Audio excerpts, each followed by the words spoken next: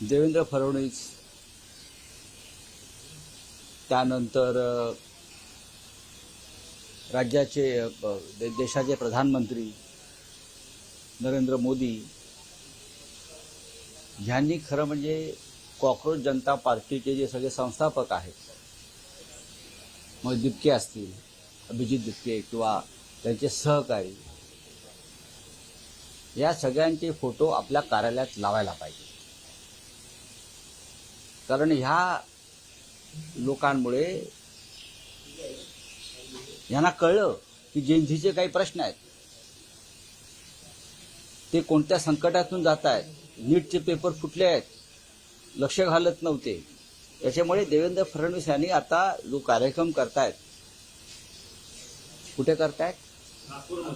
हा, नागपूर व्यासपीठावर अभिजित दिपके वगैरे सगळे तरुण लोक आहेत, आदित्य ठाकरे असे यांचे लावले पाहिजे.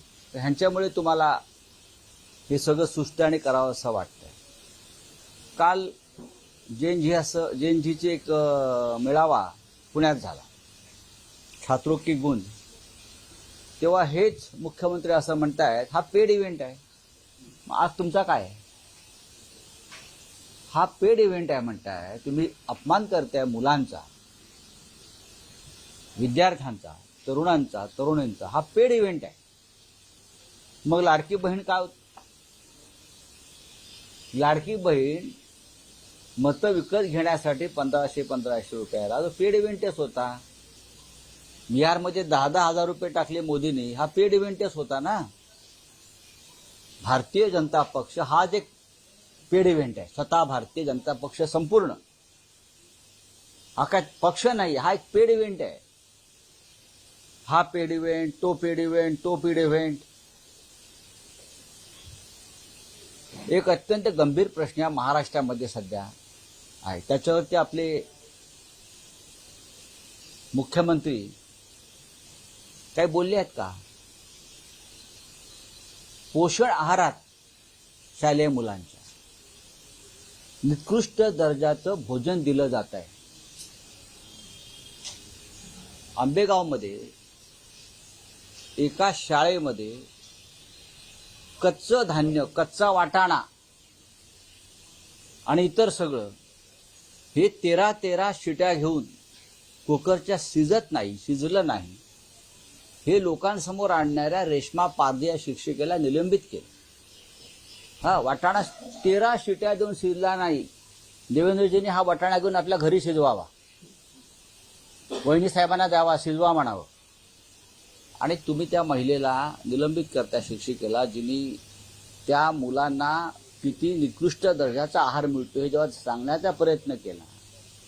एका बाजूला तुम्ही सांगताय प्रधानमंत्री त्यांच्या मंत्र्यांना की रील बनवा, इंस्टाग्रामवर या, संवाद साधा. असं कोण म्हणताय? तुमचे प्रधानमंत्री स्वतः देवेंद्र फडणवीस. आणि एक शिक्षिका, अंगणवाडी सेविका आंबेगावची, तिने जेव्हा सरकार किती निकृष्ट दर्जाचं, हे कोण आहेत? हे पुरवठादार हे सगळे नागपूरचे आहेत. आजच्या जेएनझीनी संध्याकाळी नागपूरला जे जेएनझी येणार आहेत ना, त्यांनी बोलवलंय ना, जर पेड नसतील तर 100% पेड आहेत.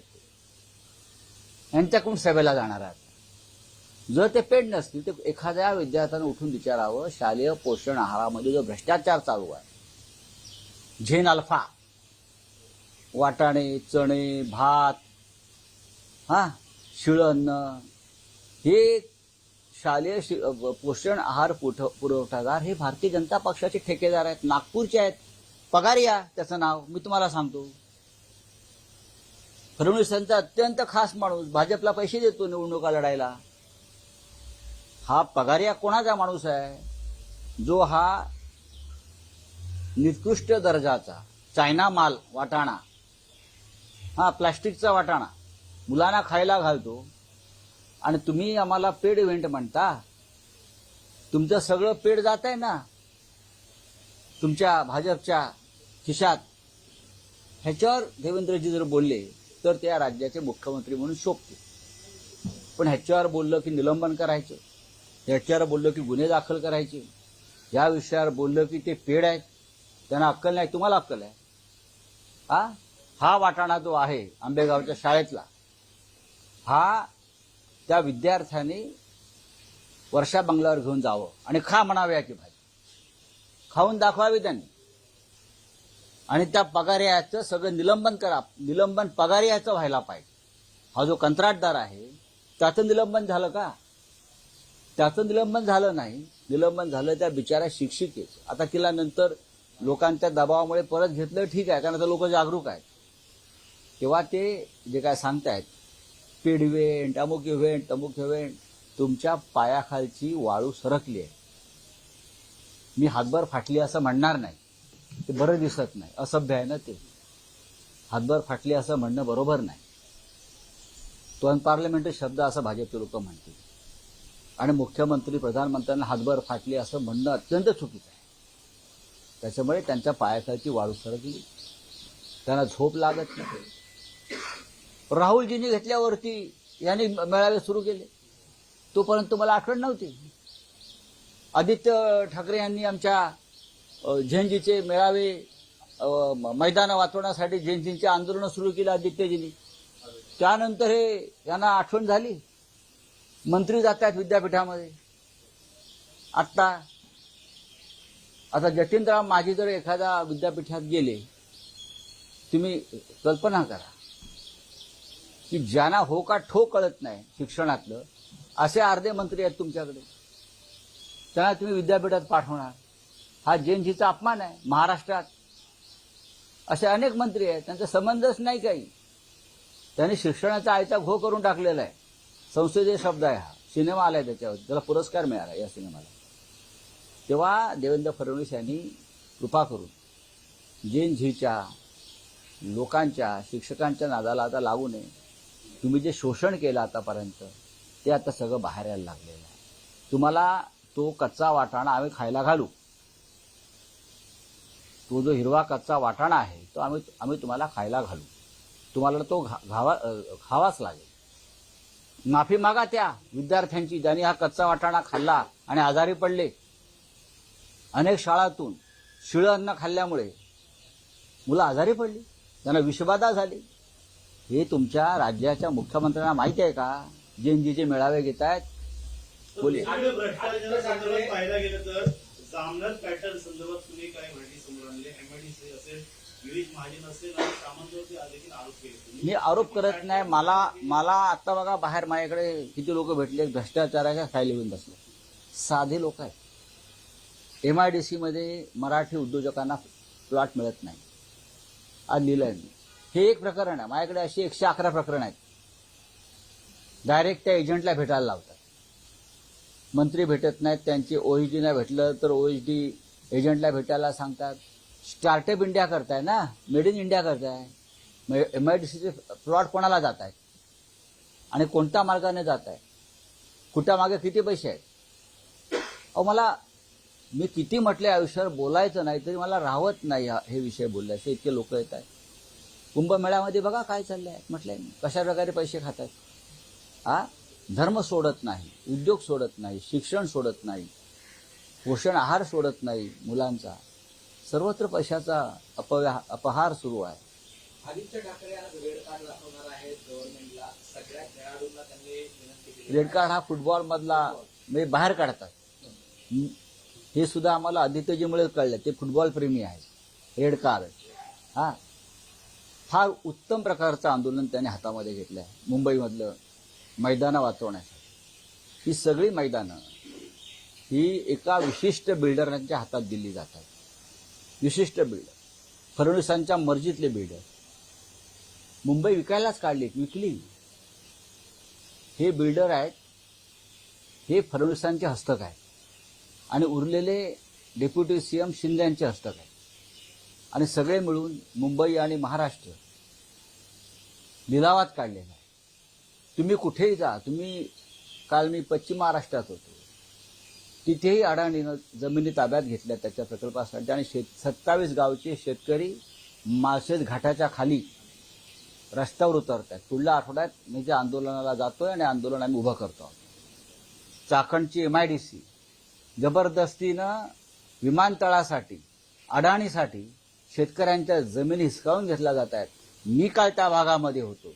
असंख्य शेतकरी मला भेटले. हे आंदोलन परत उभं राहत आहे. अदानी चिंतामणीबरोबर पार्टनरशिपमध्ये उतरले जातात. कोण? अदानी हो, आता कोणी लालबागच्या राजाबरोबर पार्टनरशिप करत आहे, कोणी चिंतामणीच्या राजाबरोबर करत. ही स्पर्धा जी चालली आहे. आमचे देव सुद्धा तुम्ही सोडले नाहीत. आमचे देव तुम्ही सोडत नाहीत. आणि फडणवीस बरं का आम्हाला जैनजीवरती ज्ञान देत आहेत. चला 25%हून अधिक जणांची नावं याच्यामध्ये वगळण्यात आलेली आहेत. मोठ्या प्रमाणात नावं वगैरे केलेली आहेत निवडणुकीनंतर. 1 कोटीच्या वर नावं वगळली आहेत. आकडा 2 कोटीचा आहे, पण 1 कोटी नक्की आहे. त्याच्यावरती आमच्या पक्षाचं सुद्धा कार्यकर्त्यांचं काम सुरू आहे. कुठल्या भागामध्ये जाणीवपूर्वक नावं वगळली गेलेली आहेत. बोलिये. साहेब, भुलेश्वरमध्ये एक घटना घडली. दुर्दैव आहे ते. रस्त्याचं सर, कारण त्योहार आ रहा है, चीनी महंगी हो रही है, करीबन 100 रुपये तक जाने लगे. आपका क्या कहना है? आपका क्या कहना है? चीनी महंगी हो रही है. 12 साल में दूसरा क्या हुआ है महंगा? सस्ता क्या हो गया मुझे बताइए. 12 साल मोदी जी के हो गए, सस्ता क्या हो गया? मौत सस्ती हो गई, एक्सीडेंट सस्ते हो गए, आत्महत्याएं सस्ती हो गई, और कुछ नहीं है ना. शुगर में जो शुगर केन के लिए जो शुगर केन आता है साखर बनाने के लिए, वो तो इथेनॉल में जाता है पूरा. तो कहाँ से आएगी ये सब चीजें? सरकार को पता होना चाहिए. आपने आपके मंत्रियों को बोला है कि यूनिवर्सिटी में जाओ और जैन से डायलॉग करो. वो बच्चों के घर में जाइए किचन में और उनके माँ और पिता से डायलॉग करिए. चलिए. बोगस लाडक्या बहिणींना 9,500 कोटी वाटले गेले. मामला दर्ज हुआ है लातूर में. तो क्या कहना है? आंदोलन करने वाले जो होते हैं बच्चे और हमारे जैसे लोग बुजुर्ग, ऐसे एफआईआर से हम डरते नहीं और डरने वाले नहीं है. आप हमें जितनी दबाने की कोशिश करेगी उतनी हम उछलकर नए लड़के आगे आ जाएंगे. हम तो है लड़ने के लिए, लेकिन नए बच्चे भी लड़ने के लिए तैयार हो गए. तो ये मोदी जी को लगता है या यहाँ देवेंद्र जी को लगता है इस प्रकार से दबाव तंत्र बनाकर लोग पीछे हट जाएंगे. नहीं, वर्षा बंगले में जाएंगे लोग, मंत्रियों के बंगले में जाएंगे. वंदे मातरम जो है कि पूरा गाया जाएगा, ऐसा मोदी जी ने कहा है. उसके लिए तो आंदोलन भी करेंगे. करने दो. मोदी जी को बोलो सामने आकर पूरा गाकर दिखाई. जो उनके जो 6 छंद है विदाउट टेलीप्रॉम्प्टर. पहले जय शाह को सामने लाइए, जय शाह को बोलो, गाइए जय शाह को. बाद में मोदी जी गाएंगे, फिर अमित शाह गाएंगे, फिर जतिन राम मांझी गाएंगे. और किसका नाम लेना है? कौन ये 6 छंद गा दिखाते हैं विदाउट टेलीप्रॉम्प्टर, उनके पीछे हम गाएंगे. सबसे पहले मोदी जी को बोलिए आइए गाइए. वहाँ हमारे यहाँ जो 9 अगस्त का जो क्रांति मैदान है, वहाँ क्रांति हो गई. अगस्त क्रांति मैदान, वहाँ आइए, हम मंच बना कर देते आपको. टेलीप्रॉम्प्टर नहीं रखेंगे. आइए और गा कर दिखाइए, देखता हूं मैं.